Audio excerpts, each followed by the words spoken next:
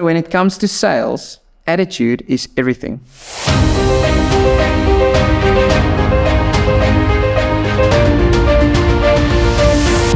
When is the last time you've been blown away by an amazing individual that has reached incredible heights in life?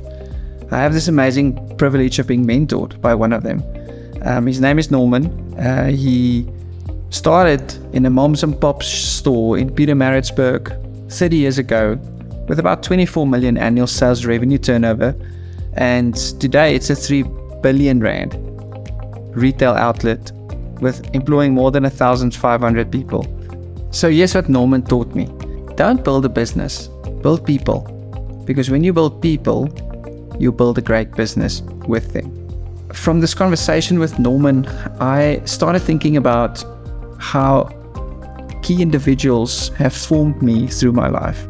And one of the key things that people that I've worked for always recommend and commend me for is for a great attitude.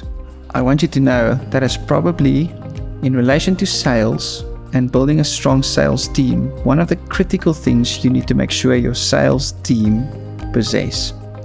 So what is a good attitude? What does it look like? I believe a good attitude and building a great attitude consists out of 4 main things you need to think about. Firstly, you've got to know what you believe, and you've got to be positive and believe in the impact that your passion and drive can accomplish.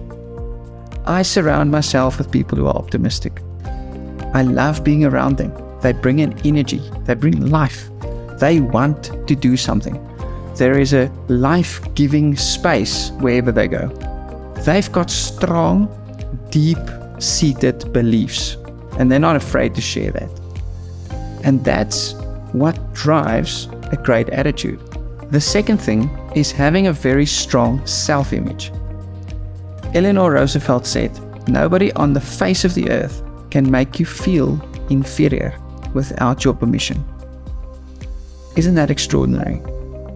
I think a lot of people today struggle to close a sale even though they're so close, just because they fear rejection.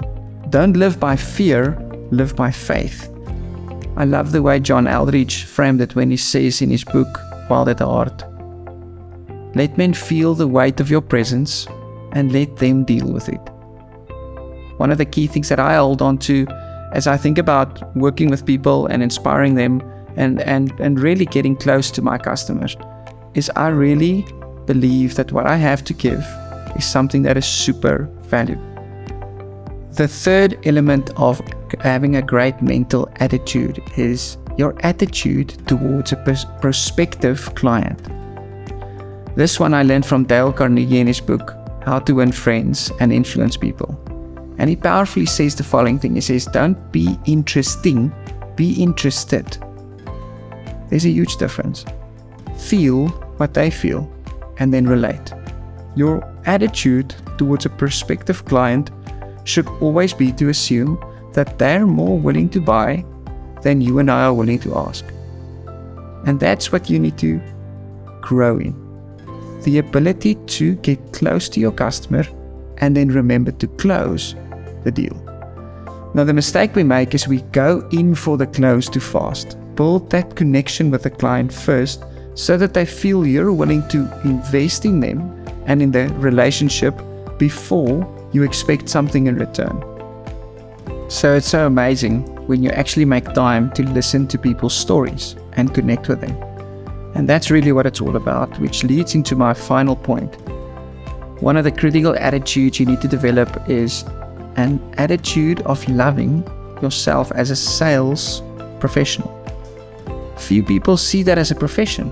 I think that's a tragedy, because really, if you think about it, if you love what you do, you won't work a day of your life, firstly.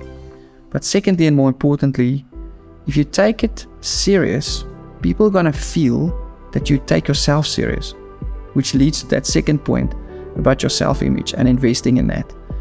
So when is the last time you invested into mentorship? When is the last time you appointed a professional coach to help you think about who you are and where you're on your way to? What you don't realize is people don't buy what you do. They buy why you do it. They buy who you are. And so investing in your profession, going on regular training courses, getting yourself on a continual professional development perspective, trained up and skilled and sharpen the axe, improves the likelihood of your effectiveness as a professional. If you have found this content helpful, I want to invite you to subscribe to the channel and find free resources on our website where we would love to guide you and assist you on your scale-up journey.